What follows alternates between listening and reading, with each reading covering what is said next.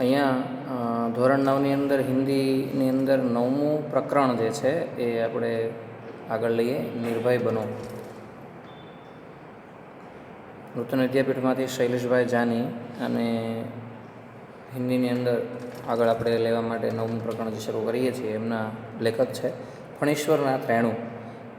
રેણુજી બહુ મોટું નામ છે સાહિત્યકારમાં, અને એની જે વાત અહીંયા આપણે રજૂ કરીએ છીએ તો સૌથી પહેલાં એનો પરિચય આપણે લઈએ.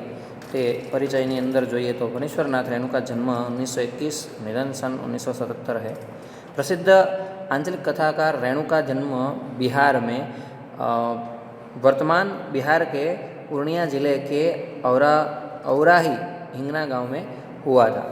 उनकी शिक्षा दीक्षा उनके गांव विराटनगर नेपाल तथा वाराणसी में हुई. उन्होंने भारत तथा नेपाल के स्वाधीनता आंदोलनों में सक्रिय भाग लिया तथा कारावास भोगा. कुछ समय तक उन्होंने आकाशवाणी पटना में कार्य किया. अपने पहले उपन्यास महिला आंचल के प्रकाशक के साथ ही वे विख्यात हो गए. उसके पहले वे एक कहानीकार तथा रिपोर्टाज लेखक के रूप में साहित्य जगत में सुपरिचित हो चुके थे.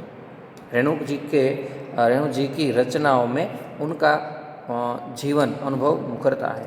जीवन की सुरूपता, कुरूपता की मानवीय हृदयता तथा पूर्ण तटस्थता के साथ उन्होंने अपनी रचनाओं में व्यक्त किया है. उनकी भाषा में लोक बोलियों के शब्दों का प्रयोग ध्यानाकर्षक है. भाषा में ताजगी के साथ उन्होंने अपनी रचनाओं में व्यक्त किया. ताजगी के और नयापन है. मेला आंचल, परती परिकथा, जुलूस, पलटू बाबू रोड, कितने चौराहे आदि उनके प्रमुख उपन्यास तथा ठुमरी, अग्निकोर, एक आदिम रात्रि की महक आदि उनके प्रमुख रचनाएं कहानी संग्रह है. भारत सरकार ने उन्हें पद्मश्री की उपाधि से सम्मानित किया है. यह अंश उनके उपन्यास कितने चौराहे 7वां प्रकरण के से लिया गया है. विद्यार्थी जीवन में ही मानवीय सामाजिक मूल्यों के प्रति कथानायक मनमोहक को जैसा झुकाव होता है, इस अंश में उनका चित्रण है कि शिक्षक इस पाठ से निर्भयता के गुण का विकास करने का प्रयास करेगा. आगे देखते हैं. प्रियव्रत राय मैट्रिक में पढ़ता है. स्कूल के सभी लड़के और मास्टर उसको प्यार करते हैं. स्कूल ही नहीं, उस छोटे से कस्बे में उसको प्रायः सभी जानते हैं. हर रविवार की सुबह बगल में झोली लटकाकर सन्यासी आश्रम के लिए मुठिया वसूलने निकलता है. मुठिया मतलब जो हफ्ता, मतलब एक तरह से આપણે ગુજરાતીમાં કહીએ તો જે ફાળો ઉઘરાવવો, આપણી ભાષામાં ફાળો ઉઘરાવો, यहाँ मुठिया वसूलना हिंदी में है. तो कभी अकेला, कभी साथियों के साथ स्कूल का कोई छात्र या शिक्षक बीमार पड़ा कि प्रियोदा अपनी टोली के साथ उसके घर पर हाजिर. जब तक रोगी भला चंगा न हो जाए उसका दल सेवा में जुटा रहता है. रोबी और कालू प्रियोदा के दल में है. उन लोगों ने मनमोहन को भी अपने साथ प्रियोदा के दल में शामिल कर लिया. हर शनिवार को परमान के उस पार बालूचार प्रियोदा के दल के सदस्य स्कूल की छुट्टी के बाद जमा होते हैं. खेल कूद, गाने बजाने के अलावा प्रियोदा दुनिया भर की खबर सुनाते हैं. रविवार का प्रोग्राम तय करते हैं. फिर मोहल्ले में कौन जाएगा मुठिया वसूलने, किस बीमार की सेवा करने को कौन जाएगा. उस दिन मनमोहन का परिचय देते हुए कालू ने कहा था, प्रियोदा यह मोना मनमोहन खूब तेज लड़का है, क्लब का सदस्य होना चाहता है.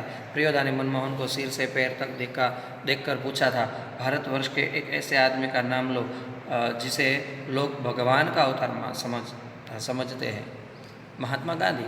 ठीक है, तुम पढ़ लिख कर क्या करना चाहते हो. प्रियोदा का दूसरा सवाल. तो मनमोहन चुप रहा. फिर बोला, वकील. सभी ठठाकर हंसे, लेकिन प्रियोदा गंभीर हो रहा है. बोले, ठीक है, बीमार लोगों की सेवा करना जानते हो, सीख लेंगे. शाबाश.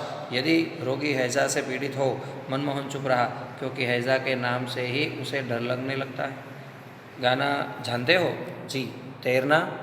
यह सब सवाल वह पूछता है और मनमोहन उसका जवाब देता है, जी नहीं. प्रियोदा ने सूर्यनारायण नामक सदस्य से कहा, सूरज मोना तैरना नहीं जानता, सीख जाएगा. एक दिन उठाकर पानी में फेंक दूंगा, खुद तैरने लगेगा. सभी हंसे। सूर्यनारायण पढ़ने में कमज़ोर है, लेकिन शरीर उसका मजबूत है। रोज़ 100 दंड बैठक करता है। उसके साथी सूरज पहलवान कहते हैं। उसको दल के सदस्यों को तैरना सिखलाना का उसी का काम है। उस दिन सभी ने नए सदस्य मोना यानी मनमोहन से गीत सुनने की इच्छा प्रकट की। मनमोहन पहले लजाया, किंतु जब प्रियोदा ने आग्रह किया तो उसने खखार कर गला साफ किया और कौन गीत गाए वह उसने शुरू किया। राम रहीम ने जुदा करो भाई, राम रहीम न जुदा करो भाई, दिल को सच्चा रखना जी। गीत समाप्त होने के बाद प्रियोदा बोले, वाह बहुत मीठा गला है तुम्हारा कालू, तुम प्रभात फेरी वाले दोनों गीत मोना को सिखा देना। सूरज पश्चिम की ओर शुरू झुक गया। बालूचर पर लाली उतर आई। फरमान को धारा पर डूबते हुए सूरज की अंतिम किरण झिलमिलाई। पखेरु दल बांधकर बांस वन की ओर लौटने लगे। प्रियोदा के दल के सभी सदस्य पंक्ति बांधकर लौटे। पुल के पास एक गाड़ीवान तन्मय होकर गीत गा रहा था। भोला गरीबन दीन पहिना गरब भोला गरीब दीन। सूरज ने भी उसी सुर में सुर मिलाकर गाना शुरू किया। एकटा जे लोटा चल बेटा चल तीन बनिया, पिबेल काल लोटा लेलक छीन। उसी की भाषा में उसने गीत गाया है। सूरज ने भी उसी सुर में लगाया। और कृत्यानंद झा ने कहा, विद्यापति की लाचारी है। लाचारी लाचारी ठट्ठाएँ। बालूचर के उस पार से किसी ने फायर किया। एक पखेरु बालू पर गिरकर छटपटाने लगा। बालू यानी रेती, जो हम दरिया के किनारे हमें मिलती है, वही रेती को बालू कहते हैं। बालू का गिर पर छटपटाने लगा। उसका जोड़ा विकल होकर बहुत देर तक रोता रहा। मटमेल अंधकार में एक अर्धदली नुमी आदमी दौड़ा हुआ आया और मरी हुई चिड़िया के डैने को पकड़कर चिल्लाया, मिल गया हुजूर। इब्राहिम बोला, सब डिप्टी साहब का अर्दली है, साला भारी खचड़ा है। प्रियोदा के मुंह में अचानक निकला, हल्ट। तब इब्राहिम को अपनी गलती का एहसास हुआ। दल का नियम है, कोई सदस्य किसी भी किस्म का अपशब्द या गाली मुंह से नहीं निकालेगा। इब्राहिम ने तुरंत सिर झुकाकर दल के नायक प्रियोदा को और सदस्यों से माफ़ी मांगी। और बात यह है कि साले ने सभी हंसे। प्रियोदा ने गंभीर होकर कहा, इब्राहिम यह तुम्हारी 8वीं गलती है। 10 होते ही